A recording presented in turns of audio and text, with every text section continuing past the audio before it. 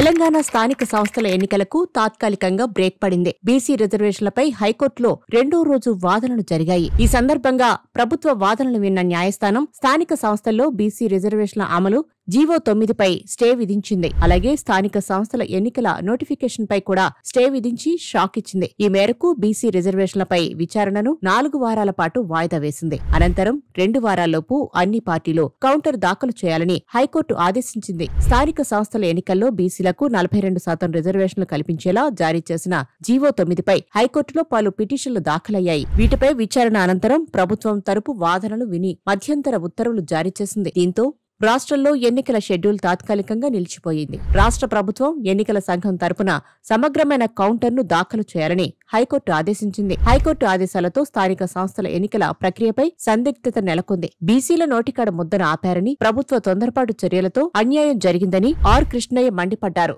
బీసీల సత్తా ఏంటో చూపిస్తామన్నారు. నోటిఫికేషన్ స్టేపై సుప్రీంకోర్టుకు వెళ్లే యోచనలో ఉంది ప్రభుత్వం.